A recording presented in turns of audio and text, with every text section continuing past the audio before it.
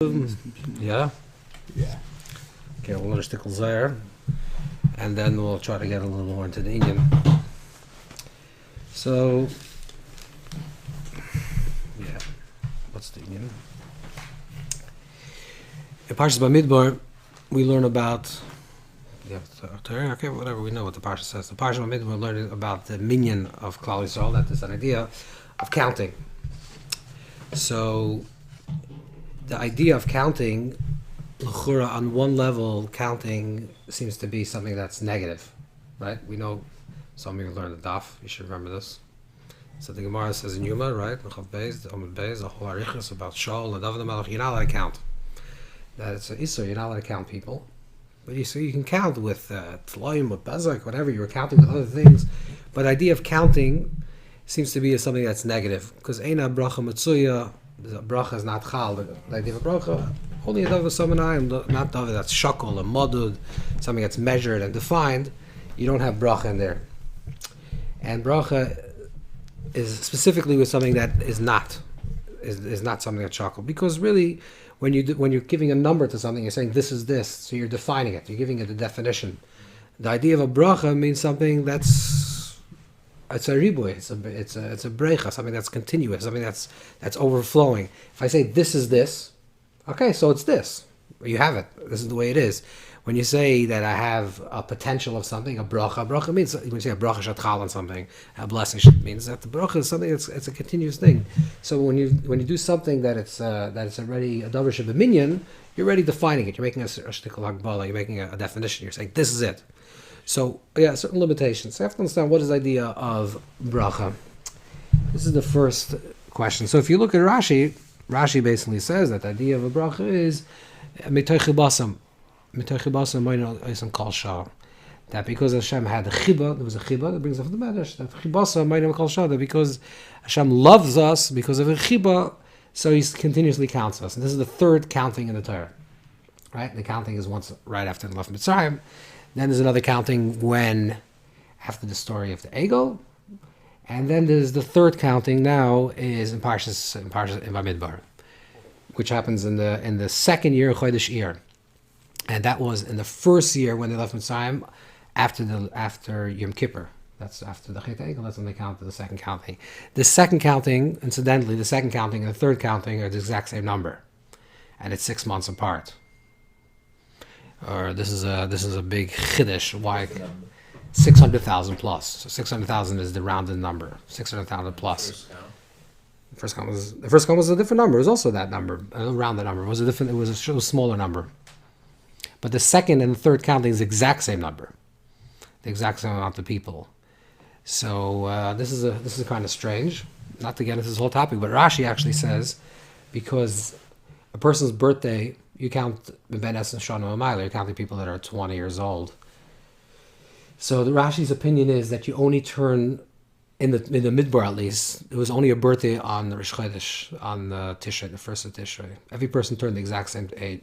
You only, let's say you were born, 29th of Elul, when Rosh Hashanah comes, you turn 1. You're born Beis Tishrei, you have a full year to become 1. Everyone turned, so this is what Rashi says. So therefore, it makes sense, because in Tishrei, and now it was the first counting, so everyone was exactly the same age. But according to that, it means no one died. No one passed away that whole year, because you have the exact same number, which is a pella. That's what the Ramban asks on Rashi, how could it be that no one died? So Ramban says, no one died, but, okay, maybe people died, but people were born also. So the same amount of people that died, and the same amount of people that were born. What? They weren't counted, so no. So I'm saying, but I'm saying they became 20. The same people. The second and third counting were the second counting was on. Second counting was after Tishrei, after Yom Kippur. Beginning of the third counting was. Third counting is now is Chodesh Iyar in the second year. So this is what the Ramban says, but the truth is, okay. So the amount of same people turned 20 is the same amount of people that died, but that's a miracle. That's miraculous. Right. My told when you said it was the same number. How could it be? Right. Sounds like a miraculous number. Or they didn't count the dead. They also counted only in the year. It's like the what? They only counted the ones who died after Tishrei. Let's say the same as it did by the right. Oh, you mean they only counted whoever passed the Tishrei have the same cheshbon, right? Okay, but the truth is it's a kind of strange thing to say that exactly the same number passed away and fell. So the simple pshat is actually the same counting. Right. It's the same counting. Same senses? Yeah. How long it would take to count? 600,000 people? 600,000 Koif and Afshay, you're counting with Shkolim, whatever you're counting, it's going to take a long time. This is not computers. Even today with computers, it takes time. It's a time count. It's time. No, it wasn't a recount. It was a count. The Torah is giving a cheshbon. That finally, when they came to that conclusion, they started 6 months early. The end of the counting was this time. This is a pashtas pshat. Right. That's the same counting. But still, the idea of the counting has to be understood. Why did it need to be counted? So you say, okay, so you have Rashi to chibasam, but you say chibasam.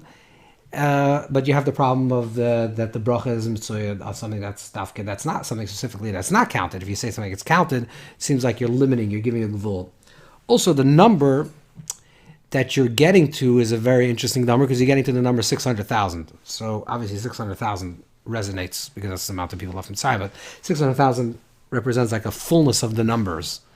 We'll see how that works. But it's a klalistic number. It's like a klal. It's a principle. It's not just a specific. That's why you say, yes, shishim ribu oises l'Torah. You ever heard this idea that there's 600,000 letters in the Torah? There is not 600,000 letters in the Torah. It's not even half. But 600,000 letters in the Torah means if you count the yuds, the aleph, or however you count the letters, or you count the white space, whatever, other ways to count it. But the point is that there's something about the yes shishim ribu oises l'Torah, and there's shishim ribu neshamas. 600,000 neshamas. What do you mean 600,000? There's millions of neshamas. So it means that they're klalistic things. They're like principal neshamas. So we'll see how this works in terms of counting. This is one thing. The Ramban says that the counting is not chibasim shel Yisrael. The chiba, that is to show love, that you count it. Like let's say you have money in your pocket. I don't know. You count it over and over again.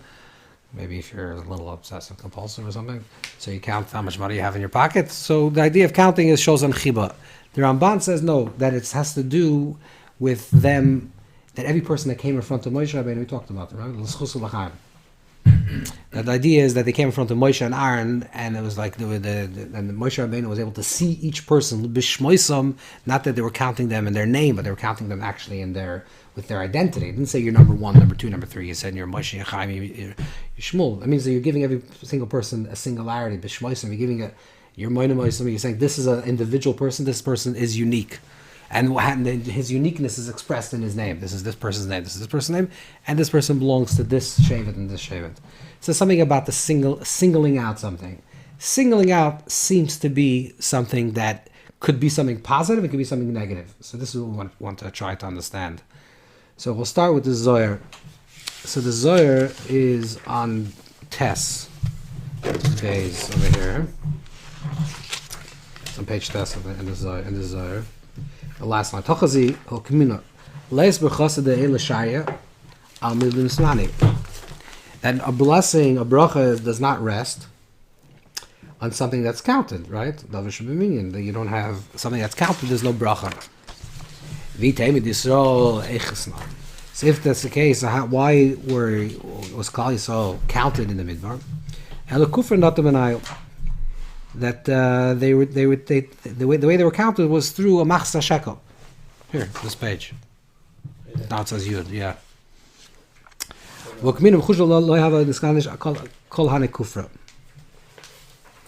And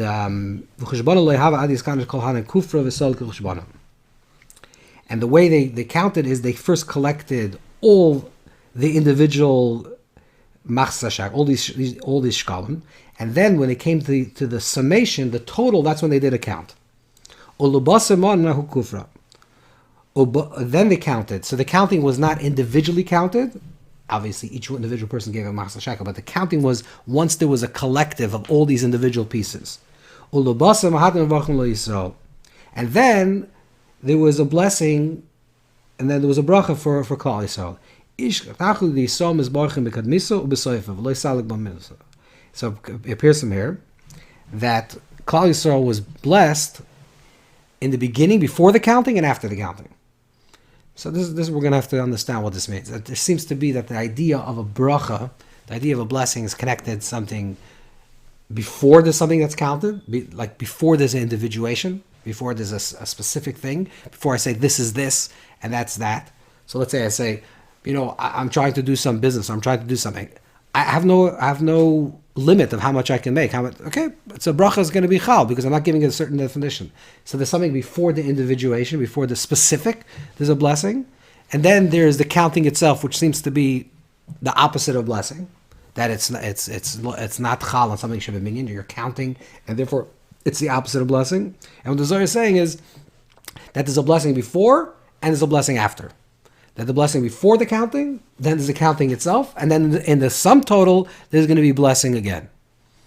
Okay, this is what we have from the Zohar. We have to understand what this means, and we're going to go through a little bit, just quickly. It's the something from the Arizal.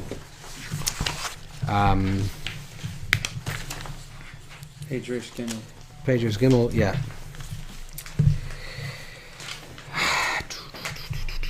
Okay. In the Toys Ari on Chag HaShavuos, it's we talked about this a few times. That's to do with Moichin with Gadlus Shlishi and Keser. So I want to show you a few things what the Arizal talks about, and then we'll see what's this mahalach over here. So he says, for example, first he talks about tikkun. The idea of tikkun. What is the idea of tikkun? He talks about the idea of how do you do tikkun? How do you do tikkun Leil Shavuos? What do? You read different parshas, different parshas of the Torah. And then he says, "B'agia shmoyes haboiker" in the left column, "Mat koydem aleis hashachar, beishem mashchir pnei harkiya b'mizrach." Oz nikra le'yelis hashachar. When there's the yelis hashachar, in the beginning of the morning, Oz tzarich shetitpul b'mikvah. Then a person should immerse themselves in a mikveh. V'tischaven al mikveh elyon should keser elyon dezah. Hanam shachem b'leil lazah. Then a person should visualize or mentally have this image that he's there, as if he's immersing himself in the higher mikveh, this transcendent space of that mikveh Hashem. And what is that mikveh? That's keser elyon dezah. Keser elyon dezah is in one way of thinking about it, Keser Elyon Dezah means you're Zah. Let's say you're the Zohar Ampin, is called the six midas. Okay, the six midas generally is midas atiferes. The midas atiferes, which is the middle column, we call it tiferes, and that's where it's called tiferes l'mid Adam. So it's generally Zohar Ampin is called the Adam, the person. Okay, so in general, just in very very big definitions, the idea is that every single a person's walking the earth, you're walking the ground. So it's your Zohar Ampin, your structure of self, as it's being contained in the space that you're in. So the container, the space that you're in, will be called your Malchus. Okay, so that's why we say Yichu Kutcher Brichu Shchinte. This idea Yichu Kutcher Brichu Shchinte. You say L'Shem Yichu Kutcher Brichu Shchinte. You say, what is that idea? The idea Yichu Kutcher Brichu Shchinte represents the Yichud of the higher Yichud of Zohar Ampin and Malchus. Kutcher Brichu represents transcendence, and Shchinte represents immanence. And what you're doing is you're making a Yichud Kutcher Brichu and Shchinte. We're saying that this mitzvah that I'm doing, I have an intimate connection to Hashem in the immanence of the reality that it is, but I recognize that it's something that's coming from a place of transcendence. So I want to draw down that light of transcendence to feel it in my immanence. That's what L'Shem Yichud. We're drawing down a new revelation of Hashem's presence in this world. So Hashem's presence in this world and the Shekhinah is always the way it is. Whatever the situation is, that's what the Shekhinah is. That's Hashem's presence in the world, the way it is right now. When you do a mitzvah, you're adding. You're bringing down a Shah Hashchini. You're bringing down a Shah, really, of Zohar Ampin. You're bringing down a higher level of revealing of God, of HaKadosh Baruch Hu in this world. So you're bringing down the Kutcher Brichu. Kutcher Brichu generally is Zohar Ampin. That's another phrase. Kutcher Brichu. And Shchinte is Malchus. So Kutcher Brichu is Zohar Ampin and Malchus. So whenever there's like a masculine posture, that represents Zohar Ampin. A feminine posture, receiving posture, Makabel, represents Malchus. Okay, so when you're walking on the street, you are the Zohar Ampin that's stepping on Malchus, right? Malchus is receiving your walking. Okay, so the idea is like this: that normally, this is a long arichas, but I'll just say very very quickly that normally Zohar Ampin This is first talking on like on a cosmic level, on a higher level. Then normally, Zohar Ampin receives moichen, intelligence. Okay, so you know the spheres, how it works, the Partzufim? How the spheres? So basically, you have Zohar Ampin is like the male, but it's considered like the child, the boy, and Malchus is considered like the daughter, Ben and Bas, is Zohar Ampin. And the father and the mother is Chachma and Bina. So Chachma is like the father, Abba, and Bina is called the mother, is called Ima. Okay, now, is Zohar Ampin, in order for Zohar Ampin to have a yichud with, in order for Zohar Ampin, in order for masculinity to have a yichud with femininity, there has to be moichen. It means you have to draw down moichen. And this is actually on a physical level as well, right? So, ein kisha l'das. That in other words, if in order for there to be a connection, there has to be intention. Without intention, there can't be a connection. So there's some type of connection. The intention creates the ability for the connection, right? So when we say that Zohar Ampin is now actively connected to Malchus, that's because there's a drawing down of Moichin into Zohar Ampin. Now in our what? No, there's a Moichin that comes down into Zohar Ampin. An intention, exactly. And therefore, because there's an intention, it becomes an Ever Chai. Therefore, the Zohar Ampin can actually attach itself with Malchus. Right? The same thing also with every human interaction. If you want to create yichud with someone, with something, or let's say I want to talk to you in a real way, right? I want to be misyachid with you, have yichidus with you on a real way, I have to draw down moichin. Like, so I could be with you physically, but I'm not actually having yichud. In order for me to have yichud with you, I need to have moichin. I need to have intention. Right? So the yichud meaning connection. Connection. That's correct. Yichud means connection. So you can physically be with somebody, but if there's no moichin, there's no connection. The more moichin you have, the more the aver becomes chai, which means I become alive, and therefore the more I'm alive, you're alive, and we can reciprocate this aliveness and be connected to each other. So this is obviously a mashal, but this is the Arizal uses this as to understand the spheres, to understand this cosmic process of creation, which is that there's a hamshachas hamoichin, there's a drawing down of moichin. Moichin creates an active, the intention creates an activity. The activity allows for a proper yichud. So the more moichin you draw in, the higher level there can be yichud. Now, incidentally, what the Arizal calls moichin, the Baal Shem Tov calls chayas. So you don't have that word in the Torah of Baal Shem, Torah Chassidus in general, for the word moichin. Moichin is a very Lurianic, it's a very Arizal phrase. Arizal wants to say something is like connecting, he'll say moichin. The more moichin, the better. And in Chassidus, in Torah of Baal Shem, it's more the more chayas, the more life. But it's the exact same thing. It's the exact same thing. But the Baal Shem Tov's path is a little bit different because Baal Shem Tov would say that you can actually create connection through midas, through chayas. You don't have to have intelligence. You can have just, intention, but without actually intellect. You don't need intellect to be machaya you.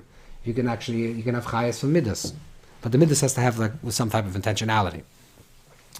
So the higher moichin you have, the more possibility of connection. In a very cosmic level, on a very big level, what's happening on Shavuos is that on Shavuos morning, there's a revealing of Keser. Because there's moichin of Bina, there's moichin of Chachma, and then there's Ki'ilu moichin of Keser. Right, if you're following in the spheres. So this is called godless Rishon, Sheni, and Shlishi, like higher levels of possible intelligence. That if you have a godless of intelligence on the level of Bina, you have one form of connection. If you have moichin of Chachma, you have a higher level of connection. And if you have a godless of the moichin of Keser, that's the highest level of moichin, that's the highest level of clarity. And the higher level of clarity could be the highest level of yichud. If there is a revealing of Keser in your life, let's just think like in terms of not on a cosmic level, in the personal life, which means Keser means that the reason for being becomes revealed to you. Right, the Keser is the mocker of the Ratzon, the mocker of the Taiva. If that would become revealed to you, you'd be alive at every moment. You'd be fully present at every moment. Why are we not so present at every moment? First of all, because we have little moichin, which is little intention. Most times we're acting from a place of reactive emotions or instincts with So there's no moichin. It's just the place of midas. And therefore, when we're acting into the world, we're not feeling present in the world. We don't feel alive. We don't feel mifutach. We don't feel open. But the more moichin you have, the more, let's say, you understand, okay, I understand why I should be doing this. The more you understand why you should be doing that, the more you become alive doing it. Right? And then if the more it becomes revealed to you, what? The more reason. The more reason you have, exactly, the more alive it becomes. But what happens is not only that it's a reason, it's a rational thing, but it actually becomes clear to you, the whole gestalt, your whole sense of self becomes revealed to you, why you're in this world, what I should be doing in this world. That every moment you're going to be alive and fully present. Right? So on Shavuos morning, when we talk about the Nesinas HaTorah, the giving of the Torah, what is the Nesinas HaTorah? What is the idea of the revealing of the Torah? Because the Torah represents, let's say, the idea of that is that it's like the root of all creation. So the root of all creation means that there is a revealing of the Keser of all creation. The Keser, the intention, the reason of all of creation, Eretz Yarav Shakata, that the world was shaken, then it became revealed the purpose of the creation. When it becomes revealed the purpose of the creation, everything becomes alive. And then there's some shachas of moichin into midas, into Zarap, and into Malchus. So this is what happens on Shavuos. We're going to talk a little bit more to unpack this idea, how this works on Shavuos, why specifically on Shavuos, and what actually happens in Matan Torah. So in that mikveh. So yeah, going back to the mikveh. The mikveh is saying like this. Every mikveh is really a bittul, is a nullification of yourself to something that's around you. Right? That's the idea of a mikveh is. You're entering into a place. Back to source, no? Correct. So there is source. You're saying, I stopping to breathe, right? Every time you go into the mikveh, you're saying, I'm stopping to be in something that's larger in me. So there's a bittul, there's a nullification of my sense of self, of identity, in something that's bigger than me. Right? This is what the idea of the mikveh is. I'm entering into something that's bigger than me. What is the bigger that I'm entering into? What is the bigger that I'm entering into? If I'm the Zohar Ampin, this is why a person that's Tameh needs to go into the mikveh. What's Tameh? What does it mean a person that's Tameh? A person that's Tameh means a person that's Sasum. Someone that's stuck. Someone that's Timtum Alev. A person doesn't have movement, doesn't have chayas. What do you do when a person doesn't have chayas? You go back into the mikveh. Why are you going to the mikveh? You're going back into the place that's going to rejuvenate you. So the mikveh represents the Keser. So it's always The womb, no? it's always one level deeper than what you are. In other words, let's say I'm in midas, okay, that's my level. So if I'm mevatma, if I go into the mikveh could be Shem Eka, could be Bina. I'm submerging in something that's larger than me, and I'm nullifying myself to that possibility of becoming. I'm not stuck in who I am right now. This is what the idea of being someone that's stuck. This is what a person that's tamei means, someone that's stuck. And I'm immersing myself in something that's allowing me to be unstuck and to start flowing again. What's that space that I'm entering into? So there's different kavanas ari. We're all talking about different kavanas of the mikveh. And sometimes the mikveh is chachma, Shem Av, and sometimes it's bina, and has to be Shem Eka. At different times, the Arizal saying that on Shavuos morning, when you want to go into the mikveh and you should go into the mikveh, you should mechaven that the Zohar Ampin is now becoming nizbatel, becomes nullified into keser.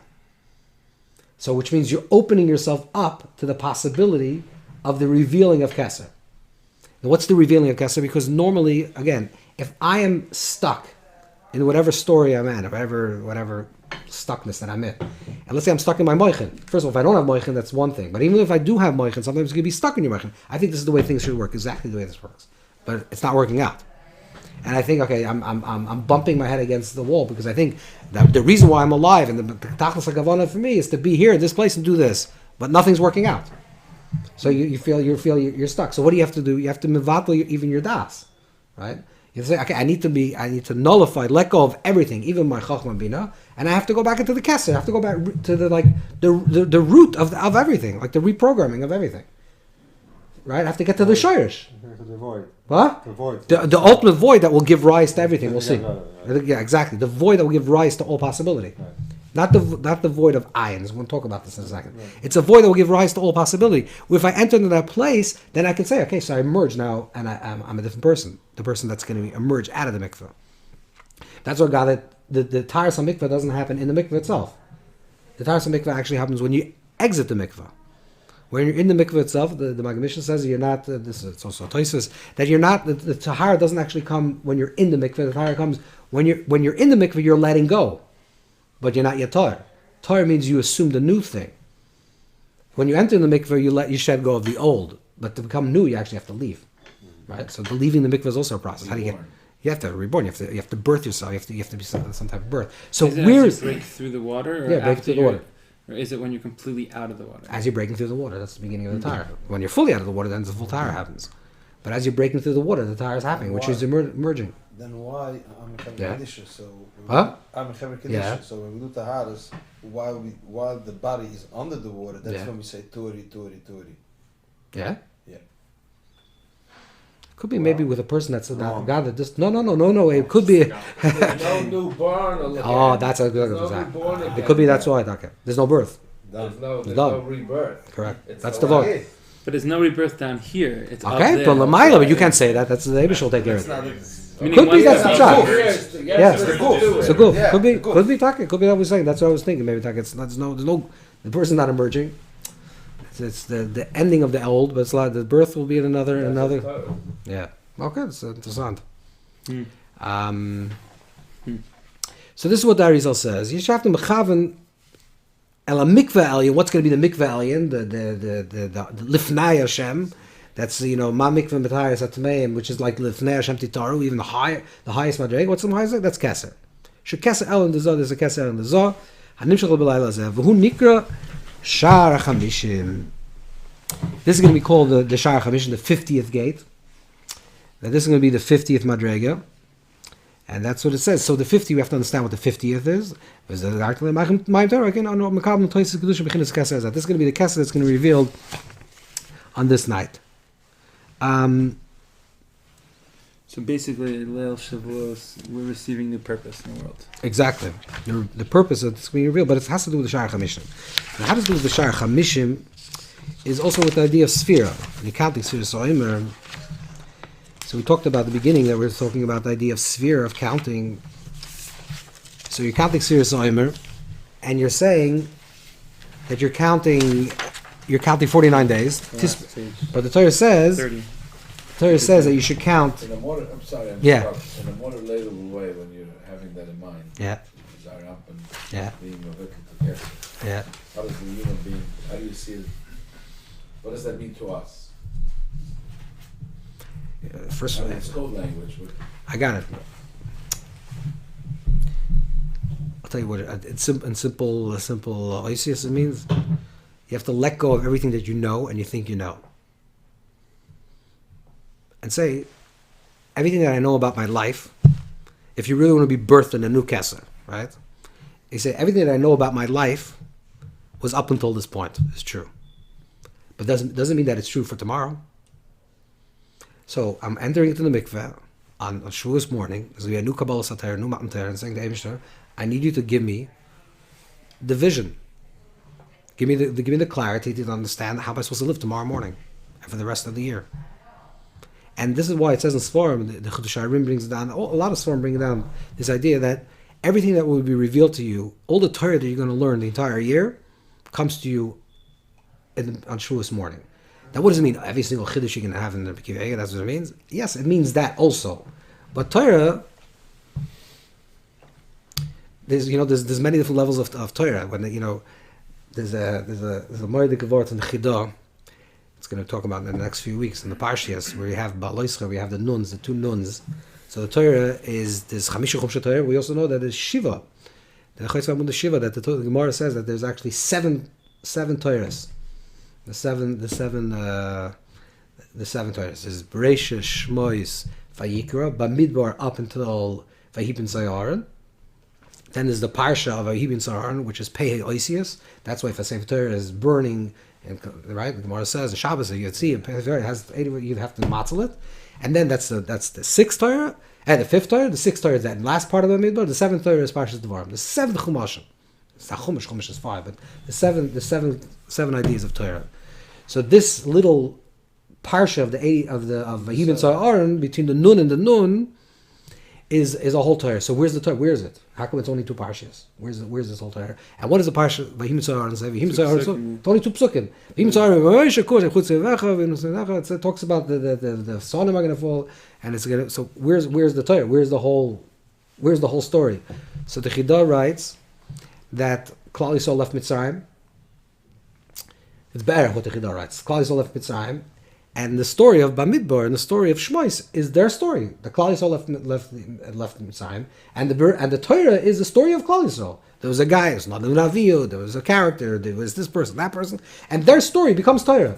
So once the Torah was the Chesimus HaTorah, after Matan Torah, the Chesimus HaTorah, from then on, Klal Yisrael is living for thousands of years. Where's that Torah? Where's our Torah? We also lived. We also have lives. We also have journeys. Where's our Torah? He says the Los Loved is going to be a revelation of that little small Torah that the two parshas is going to be the Torah of Klal Yisrael for all the generations. That we live for all our history till we get to the Gula Shlema. That's also part of the journey of Klal Yisrael. We're writing the Torah every moment. Me and you are writing our Torah. We're writing our little Torah, and eventually, hopefully, everybody has a os in the Torah. This is the oimik of what it means that everyone has a os in the Torah. This is the oimik of what it means that every person has a os. That every person has their part, that their way of being. Only them. The only they. Only they can. Correct. What's that? They're going to give him a chadash. It's not a chiddush. By the way, when you say that, it's I think it's an Agdam of Ksav Sofer. He talks about this barichas, but it goes back to the idea of Yeshishim Ribois La Torah. That we say Yeshishim Ribois La Torah, which is God that people quote it from the Zohar. It's not mamish in the Zohar. It's in Zohar Chodosh and Shir Hashirim. And the Megala Mukas brings that Yisrael is Yeshishim Ribois La Torah, because every person, every yid has a chelik in the Torah. Sechal Keina B'Soyer Sechal, which means that we have a chelik in the Torah that can be only been nizgala by us. It only can be revealed by us. It's one part of the Torah that you're mechuber to. That's your ois in the Torah. And if your ois in the Torah is not mizgala, then it's a chsar in the entire Torah. But what is that ois? A person says, okay, I'm not a mechadish. I'm not a mechadish. I'm not mechadish in Torah. I'm a simple yid. I learned Marashi. What's my chiddush in Torah? It's not your chiddush in the vort. Your chiddush is how you live.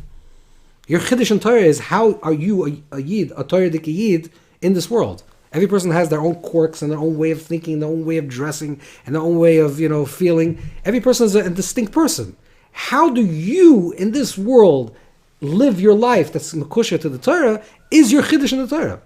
That's your chiddush. Your chiddush is not dafka a chiddush, because not every person is a mechadash in Torah, but every person has a chiddush in the bria. Every person is a davar nifla, is a chiddush, and we should be zoicha that our chiddush should be published one day in the Torah Shlema. That our chiddush, the way we live, should actually because some parts were deleted. Shem creates the world every moment. As we expand, the world expands. Yes. As we connect with Torah. Correct. The same thing. Yeah.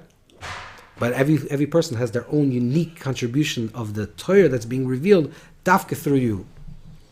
Dafka through you. This Torah's chesed and this Torah's emes. So the Agdam and the Ktsas, some also Svarim says that we should be zoicha that the Torah's chesed that we reveal in this world should actually also be Torah's emes. So sometimes you have a Torah's chesed. It's a very nice, compassionate Torah. It's a very good Torah. It's a very gishmak Torah, but it's not emes. Okay, so we have to be zoicha that we should also be true. We have to have a good heart. We have to know what we're doing. We have to feel correctly. We have to make sure that we're true to ourselves. This is the Torah's emes. It should be also an emes Torah. Anyways, I don't know. We got this whole arichis, but the vort is that there's something very specific. Okay, back to the Chamishim Yom. So on one hand, the Torah says Tisper Chamishim Yom. So Sheva Shabbos Tmintiyana. You have to count 30. You have to count 50 days. But we actually don't count 50 days. We count actually 49 days, right? So what's Tisper Chamishim Yom? So Pshat is it's Tosis Shayla. Tosis okay. Tisper Chamishim Yom means we count. It's a rounded number. You count up to Chamishim Yom, and then Chamishim Yom doesn't count. But it's not clear. The Torah really says Tisper Chamishim Yom. So on one hand, you're saying count. On the other hand, you say, but when you come to the 50th day, don't count. Stop counting. It's also like we learned also the pasuk says in Amos, there'll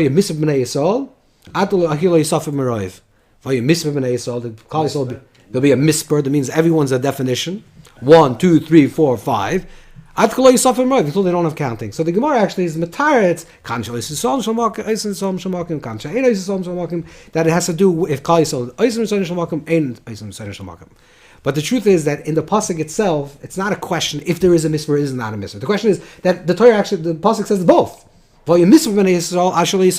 will be a counting until you can't count, Or the same idea, tisbur chamishim yoyim, but don't count it. It's like you count or you don't count. And this is going to be the difference between what the Zohar says.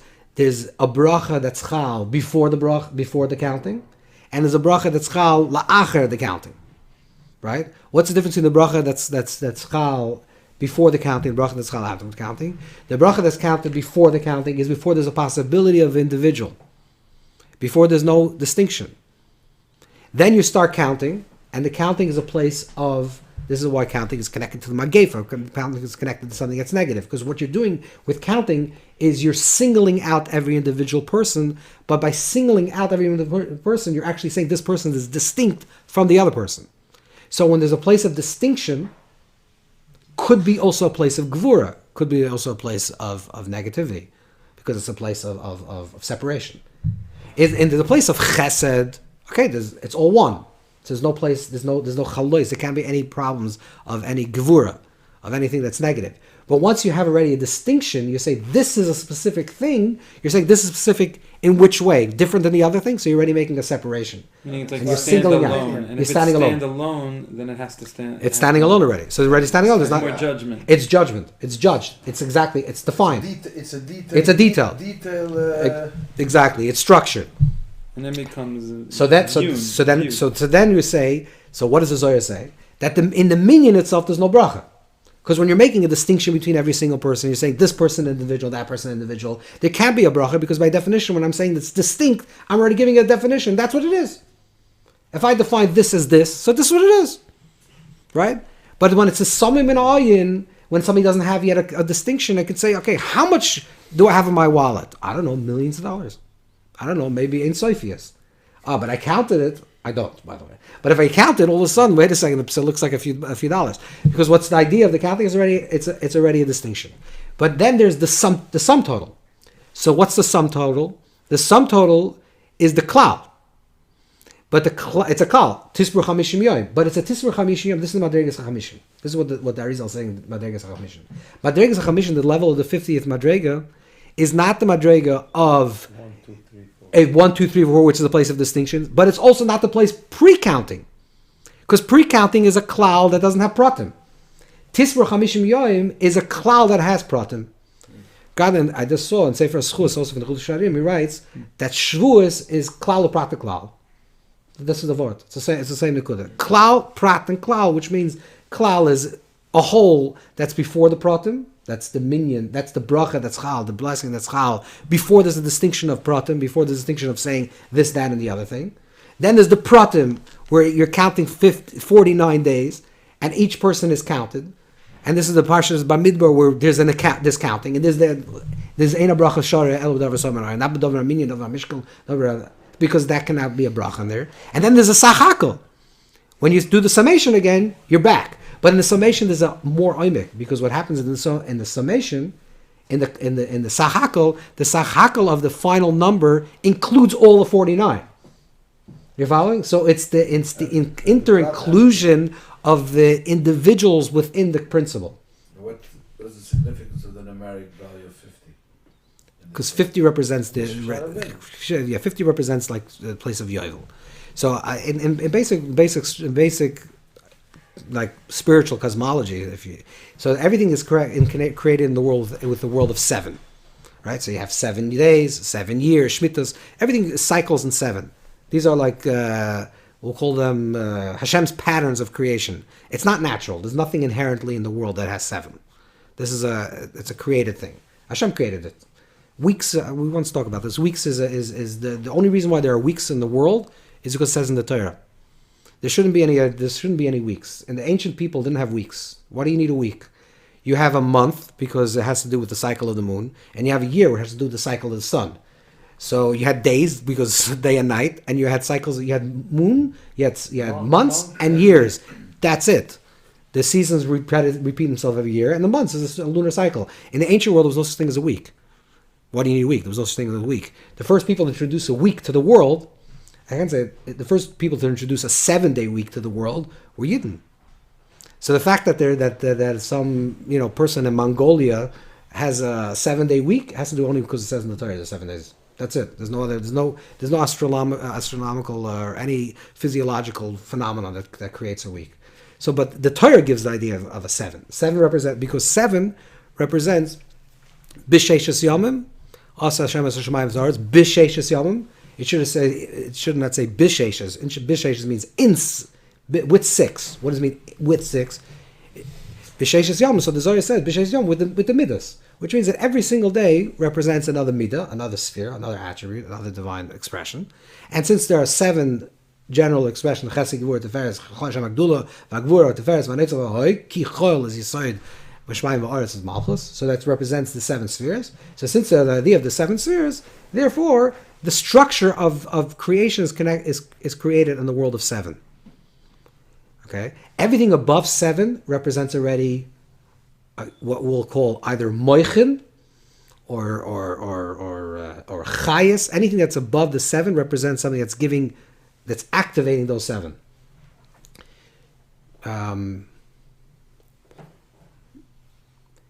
Which means like this: normal people, for the most part, when they act in this world, they're coming from a place of reaction. Why do people feel happy? Let's say person feel, okay, I feel very good today. Why do you feel good today? Because the sun is shining, or someone gave you a compliment, and someone walks around and says, why are you walking around? This person's someone embarrassed me, someone told me something, right? Which basically means that your whole parts of your whole life is basically based on your midas, and your midas has no moichin. There's no moichin. And why do you choose things? 99% of your choices you're creating because of your reaction. There's something one thing led to another thing, and the other thing led to the other thing. Therefore, you're making that choice. Right? Why do you decide you're going to eat, let's say, okay, I'm in a big chacham, I'm deciding to eat healthy, I feel like I've made a right choice. No, you didn't eat healthy because last night you ate unhealthy and you felt terrible. So it's another reaction to something else. So one thing is moving from one thing to another thing to another thing. You're just reacting to everything else. This is the way we live on a very physical level. That's where we're connected to the midas. Everything's connected to the midas. Eretz Yisrael is Eretz Sheva Mammon, because that's the way we conquered Eretz Yisrael was connected to the midas. But 7 notes together, yeah, exactly. An octave, what's an octave? An octave represents the 8. 8 represents a place of transcendence. But in Oisis Asoid, the higher level always represents the moichin. When I'm doing a mitzvah, what am I doing a mitzvah? I'm mamshich moichin in this particular thing. If I'm putting out film, I'm mamshich moichin in my midas. That's what you're doing. Every mitzvah you're doing is you're drawing down intentionality and focus that I'm not going to be reactive, but I'm going to be proactive. I'm going to choose my life with my moichin. Now you're going to ask, how did moichin come from? That's also, but we'll leave it for that. But the point is, you're one level higher, which is already that you're drawing down moichin. Moichin is already chayas, so you're drawing down chayas. So therefore, the structure of everything that has 7 represents the natural world, or the world of the reactive world, and then the higher level is cheres. That's why you say that the yovel shanim is cheres, that even an eved is yoytzel cheres. What does cheres mean? What does freedom mean? What does freedom mean? If I'm enslaved to a certain particular way that I was born with my genetics and a certain reaction, then I'm never free. I'm never free. Freedom means that despite the fact that all these emotional things are forcing me or telling me to do one thing, I can choose to shut off this, activate this, close this genetic marker. Yeah, it's moichin. You need moichin. And the more moichin you have, the more intentionally you live, the more higher you live. And that's so that yovel is connected to the same thing. So every time when Chazal or the Torah uses 7, the structure of 7 and 8, 7 always represents something that's higher, something that's bigger, something that allows for the freedom. That's our yovel shanim or a bris, is ches. Not 7, you mean above 8, 7. yeah, above 7. So everything that's above 7 represents something that's higher. That's the structure. But in the yovel shanim, there's a oimik. There's the oimik of the Yovel Shanim is that it actually includes all the 7, right? The Yovel is a separate year than the Shemitahs. It's the Shemitah and then there's Yovel. But it includes it's the 50 that includes all the 49. This is the Madrega. That's why when you get to the Madrega of Chamishim, the Baal Shem writes, sometimes 7 times 7 is also 49. It's 49. No, that's So the 7 in the 7. Right, exactly. But that's each one is distinct from the other one. The 49 is when every single number is distinct.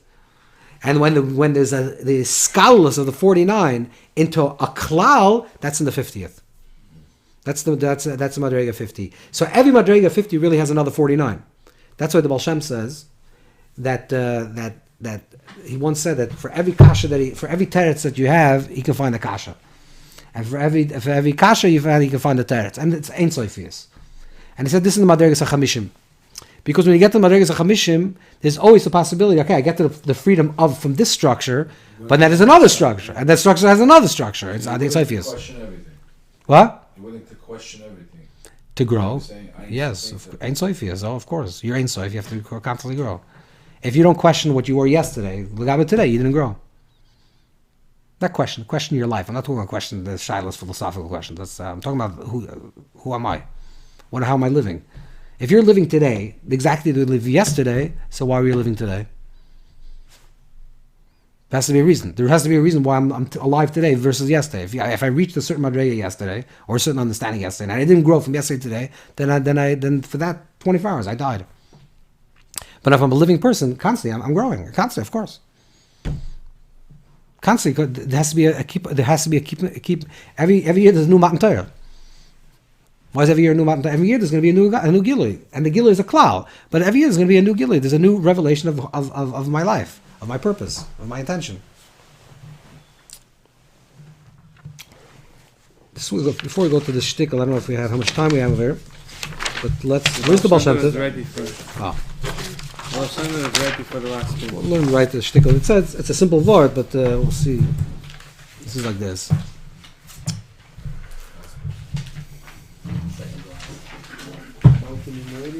B'shem boirin, yeah. Shem boirin Baal Shem Tov tzarich lizar moed achar tikkun shasa b'layla. Shlo yafsik b'shum sicha b'teila ad achar she'amar v'musaf kedushas keser. Ki oz oilim kol kshute akala shasa b'layla ki yizam oil atar machshavte akomponim ad keser zeh. Okay, this is a kavanah in general. This is the source. Yes, exactly. This is the source for the siddur of Reb Shapsi, the siddur of Baal Shem, that he says that a person shouldn't talk until he says keser. What is keser? What is keser? So keser is obviously keser. We're talking about that whole idea of shvus is going to be keser. But in Torah of Baal Shem, the keser is keser yitn lecha.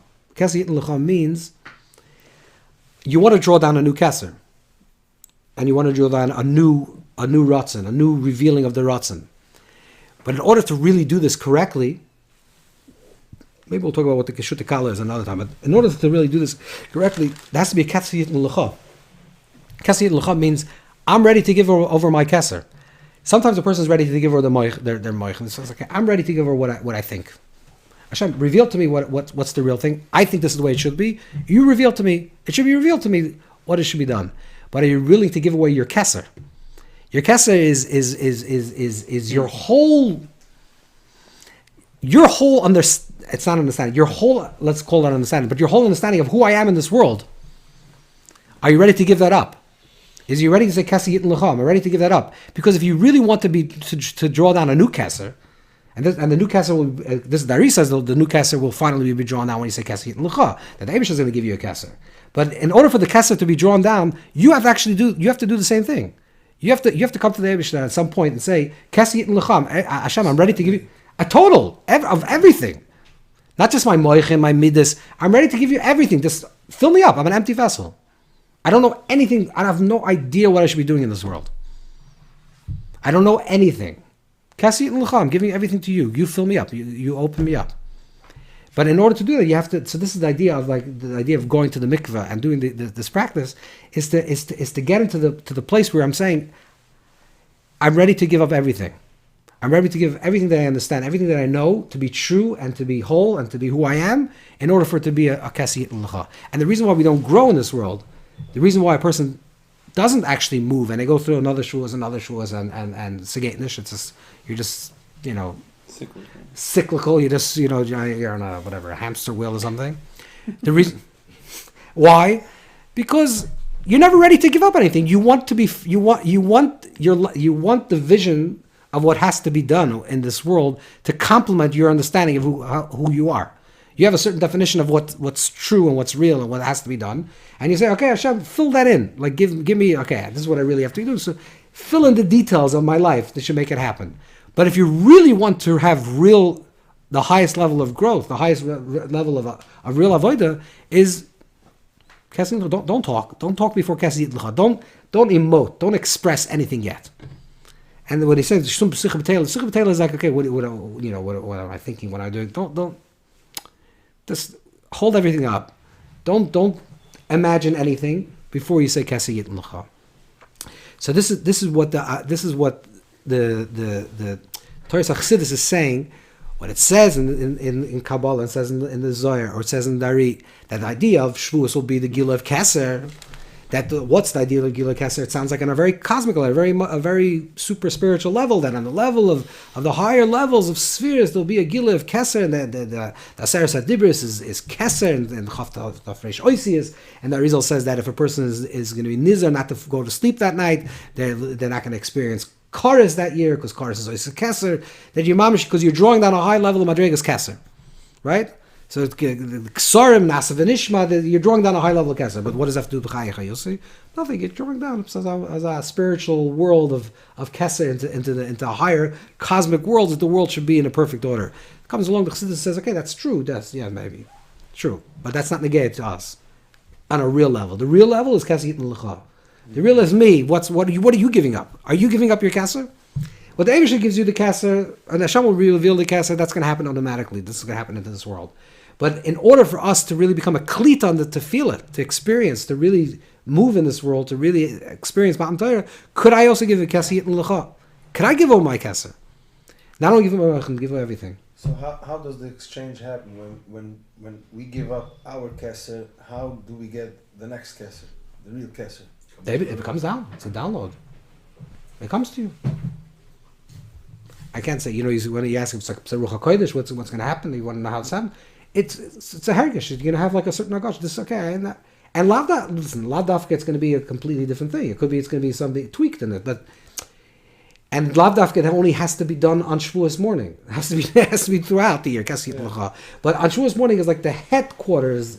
The Gilui of that idea that throughout the entire year, just like Rosh Hashanah is the headquarters for all judgment, Yom Kippur for all tshuva, there's the headquarters of that idea that there's a keser that comes down to this world, is the keser Yitn L'cha that we give up. So this is what Matan Torah is. Let's go. We don't have time. We'll maybe learn on Shabbos. But I just want to fill out this idea a little bit more quickly. So there's the klal, there's a prat and the klal. And the klal and the prat and the klal, if you look at that every, let's say in Torah Arizal, B'chlal, there's Atuhu Atshaldei Nivra, there's the idea of Hashem before the creation, and Atum Mishnivra, and then there's the creation. So why did Eibusher create the world? What's the tachlis of the creating the world? Whatever teretz you're going to give, begin the shtamoid and bikir the lois of all the terutzim that you're going to give, ultimately you're going to have to come to the idea that it's a ratzon, it's a desire, it's a taiva, it's not HaKadosh Baruch Hu, that the Eibusher wanted to create. What's the oimik of the taiva? The oimik of the taiva is, if we can understand this on any erech, is that there's a difference between melech yachid and echad. That yachid is a singularity. A singularity means that I only exist. Then there comes the idea of separation, and then comes the idea of echad. Let's say if you talk about the creation of Adam and Chava, yeah? So in Adam and Chava, first the creation dupatzuf nivru, which means that they're created as a yachid, as a singularity. Then there's the nesira, the separation between Adam and Chava. And then there's the yichud v'hoy l'basa echad. V'hoy l'basa echad, they should be in one flesh, is dafka after the nesira. So there's, if the kavanah is to get to v'hoy l'basa echad, to get to one, so why do you have to go through this process? Start from the yachid. Elamai, what's the kavanah? The kavanah is, the intention is, that echad is higher than yachid, because a singularity doesn't include separation. A singularity doesn't include division, individuality. Echad is a reality that includes, that is a unity of specifics. So there's going back to the bracha, there's a bracha that's chal before the before the minyan, before the counting, which is the yachid. Yachid is a singularity. So there's bracha because it's potential for everything. Then there's the yichudius of every single individual person, that every person is counted, the minyan, right? And you're counting the sphere, you're counting every single thing in specific. And then there's no bracha there because it's this pirud. It's the world of piruda. Then comes the higher level of the sachako, When you do the Sachakel, that's what the Zohar says, when the Sachakel, that's when the bracha is Chal. Because the Sachakel is the Klal that's Nichlal the Pratim. The Klal Nichlal the Pratim is the highest level that's possible, because there's infinity, there's finitude, and then there's such a large level of infinity that includes also finite. So for the inclusion of finite, there has to be the creation of finite. Because when Hashem is before the creation is infinite. But in order for Hashem to create the world, Hashem was mitzamtzim to create finitude. But the tachlis of the finitude is it should become infinite. It should become yachid again. It should become connected with Hashem, to become echad. But not in a way that the pratim are no longer, because now this nizgala, it's revealed that the particularities is revealing the yichud. In the place of distinctions, in the place of separations, that's where the yichud comes. If you look at the Torah, the structure, the same thing in the Torah. What happened on Matan Torah? Because we say Basar Amar is Nivra Elam, but the truth is what happened actually with Matan Torah? The same thing. Matan Torah. What did Klal Yisrael hear by Matan Torah? There's Aseres Hadibros. Aseres Hadibros we say is the Baal HaTurim says that there's Tafresh Chaf Oisius, Tarach Oisius, which corresponds to the idea of Keser.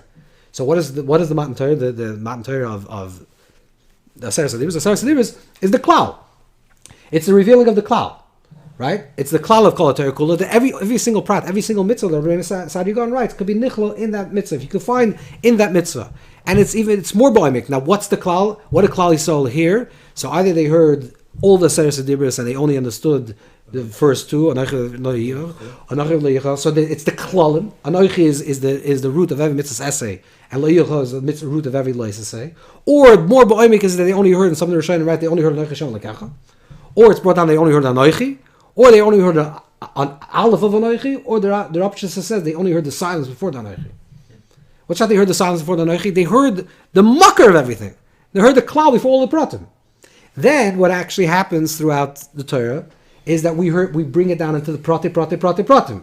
Every person is machadish their own specific area in the Torah, which means that every single prat is being revealed of the Torah. This is the download of the klal, then it goes into the pratim. What do we do on Leil Shavuos? We do a tikkun. What's the idea of the tikkun? If you look at the tikkun, are we doing the tikkun, by the way? We're learning that night? Okay, we'll talk about it. We'll see. But I think there's a ratzon. Yeah, we have to make sure we have a minyan. There's a kesser. Okay, for the whole night? Okay, fine. So we'll learn. We have to figure out Masada Shtikl Mikveh. We have to figure out we're going to go to the mikveh. Why don't we do mikvahs twice? So we can all... Sycamore has some mikvahs, no? Yeah, David Berger and... Broward has a nice mikvah. How far are they? It's 20 minutes. Okay, but this mamish and Sycamore is 5 minutes away. Yeah. We could do a mikvah. It's a tiny one, no? Yeah, it's a tiny one. It's not far. All right, okay, fine. We have to figure that out. If we walk together, it's 5 minutes. Yeah. We'll get there faster together. Yeah? Okay, also people going one at a time. It's going to be it's a tiny mikvah. A kitzur. So what are you doing? What's Tikkun Leil Shavuos? We're going to talk about it. Tikkun Leil Shavuos. We're talking about more barichas. What's Tikkun Leil Shavuos? Tikkun Leil Shavuos is that you take parshias, you take a klolius, you take a few from Bereish, Torah, Nevi'im, Ksuvim, Sefer Yetzirah, Zohar. You take little samples of everything. Like three psukim in each? It comes from the Kabbalah. It comes from Yosef Kair. It comes from the Alshich. It comes from the not the Alshich. The Shalom Kaddish, but the Shalom already writes Shem Zohar. The story of the Alkabatz, Shalom Alkabatz, in the beginning of Magid Misharim. We'll learn through that story maybe. But the kitzur is that what it means that there's what you're doing on what you're doing really. Besides doing a sample, you're collecting all the pratim from Kol HaTorah Kol that you learned this year, and you're giving it back to the klal. That's like there's a klal and then the pratim, which is the idea of the way the Torah is revealed. The first is the klal, a principle, and then it goes through the pratim. What do you know, Leil Shavuos? We want a new klal to be revealed. So first you take all the pratim that we revealed throughout the year, you take a sampling of all the different Torah that you revealed in this year, and you offer it. Say, here, David, take these oisias. Take these oisias means I'm bringing it back to the klal. Once it's back to the klal, now it's klal, prat, and klal. Now it's klal, prat, and klal, there can be a new klal. So you're returning the Torah back into the klal. But according to the klal, you have to do a prat. Huh? I didn't say you have to do a prat. I'm going to get prat. I'm not saying what I'm not saying it's. I'm just giving the marshal of klal prat the klal, which is usually not by the mamish of the principle. The idea of the klal prat the klal So what you're doing is that there's a cloud that's revealed, this pratim that's revealed throughout the year. Then we go back to the cloud. Shavuos is back to the cloud. The Torah goes back to the cloud. Eka Asher Eka is also called, no? All right. Eka, Asher. I think the Zohar says that Eka Asher Eka is called a Pratik Law, no? I don't remember. I don't know how they work. Eka, Asher, Eka. I can see Asher could be pratim. Yeah, you could say that. Eka. Yeah.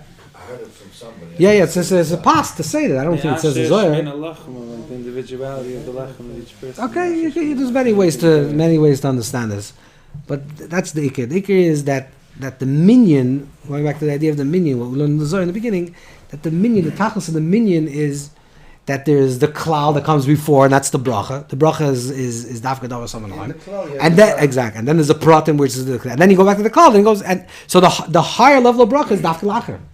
That's what the minyan. That's what Kali Yisrael to be nimna. Because if Kali Yisrael is nimna, if I can read within the specifics, I can read the klal. I can say you're unique and you're part of the klal. Then I actually have the bigger bracha, because then you have something to be chal. The bracha should be chal. And when I say there's a klal, there's bracha. Okay, it's like an infinite bracha. Where should it be chal? It's infinite. There's no actually distinction. It's almost like hovering. It's hovering. It's a makif.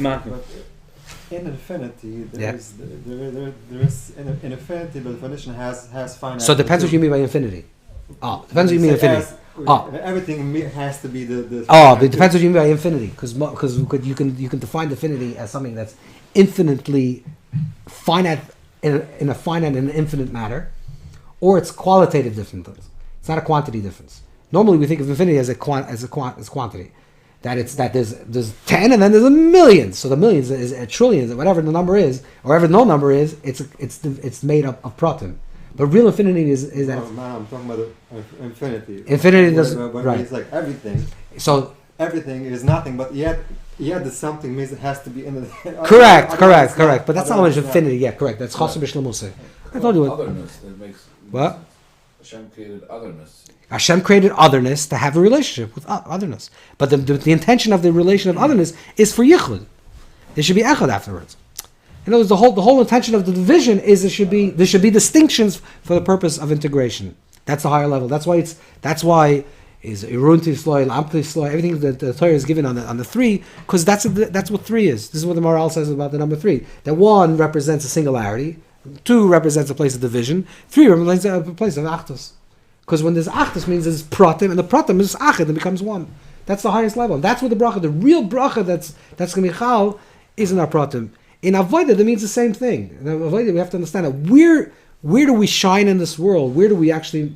If I say I'm nothing, this is also the idea of of the Torah was given Bamidbar, the Makam Hefker.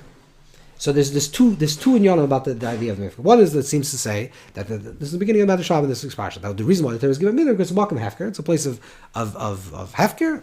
No one owns it, and everyone that's Torah is Munachas Bezavius, and every person can learn Torah. That means that it's any person can do it. But there's two things in the Midbar. The Midbar can be Yashal Yashav Adam Sham, which means Makam Ayin, which means the emptiness that gives rise to nothing, or it's the emptiness that gives rise to everything.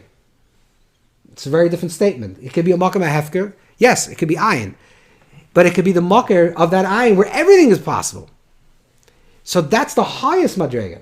The highest madrega is to recognize that I'm coming from a place of from a place of klal of nothing, where it's one. I became individuated, and now I'm surrendering individuation into the klal, and now I can become in my specific place. I can now emerge in a healthy way, in a positive way, with bracha in my specific way. And the prat that's always really connected to the klal.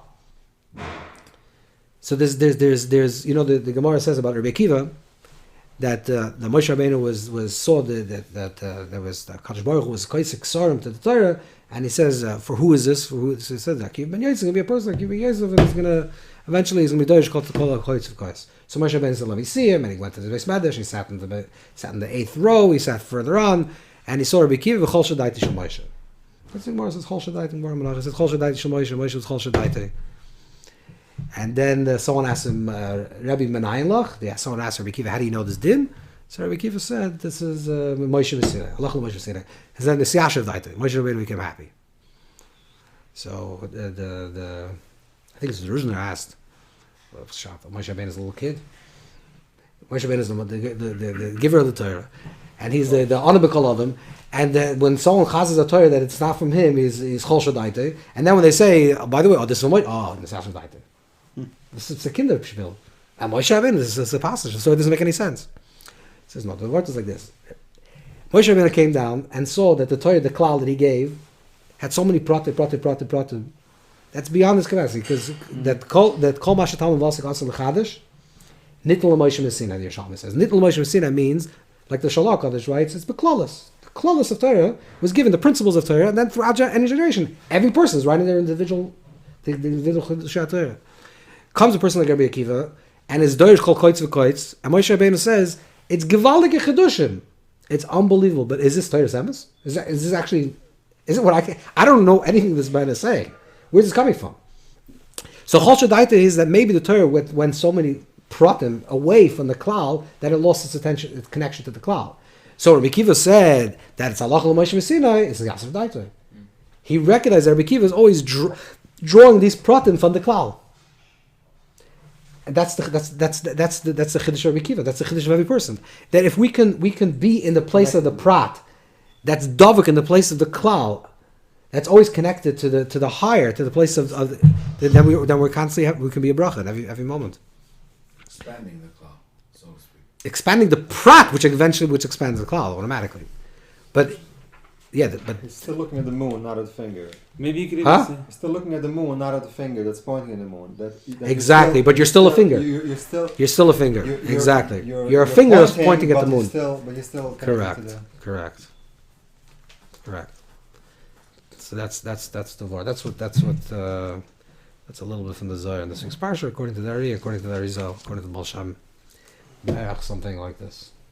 When you say Chol Shadaita, is actually talking about Rabbi Akiva, meaning that his das is a little bit weak if it's not connected to somewhere beyond him. And when he connected to Moshe Rabbeinu, it's Yashav Daita. It's a chiddush nifla.